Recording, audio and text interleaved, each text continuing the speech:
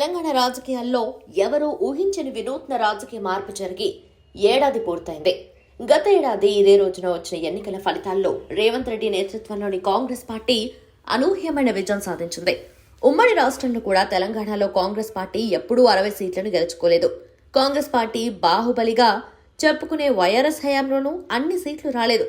కానీ రేవంత్ నాయకత్వంలో కాంగ్రెస్ పార్టీ అనితర సాధ్యమైన విజయాన్ని నమోదు చేసింది.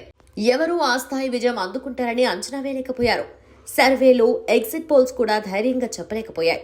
అయితే రేవంత్ సారథ్యంలోని కాంగ్రెస్ పార్టీ ఎవరూ ఊహించని అనూహ్య విజయాన్ని సొంతం చేసుకుంది.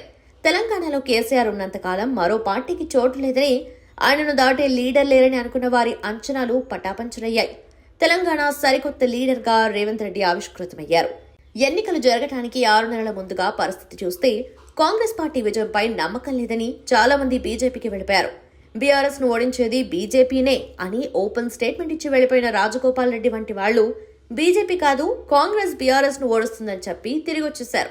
భేషజాలకు పోకుండా అందరినీ కలుపుకుని రేవంత్ రెడ్డి కాంగ్రెస్ పార్టీని గెలుపు తీరాలకు చేర్చారు. ఇది రేవంత్ కాంగ్రెస్ గెలుపు మాత్రమే కాదు, బీఆర్ఎస్ ఓటమి కూడా. తెలంగాణ వాదాన్ని వదిలేసి భారత రాష్ట్ర సమితిగా మార్పు చేసి దేశ రాజకీయాలను మలుపు తిప్పాలనుకున్న కేసీఆర్ కు ఎదురైన పరాభవం ఆ ఓటమి. ఓ చిన్న తప్పు చేసి పూర్తిగా అధికారాన్ని కోల్పోయారు. గ్రేటర్ పరిధిలో తప్ప తెలంగాణ వాదానికి ఆయుపట్టు లాంటి ఉత్తర తెలంగాణలో ఆయన పట్టు కోల్పోయారు. ఫలితంగా పార్లమెంట్ ఎన్నికల్లో పార్టీ ఉనికి ప్రశ్నార్థకమయ్యే ఫలితం వచ్చింది.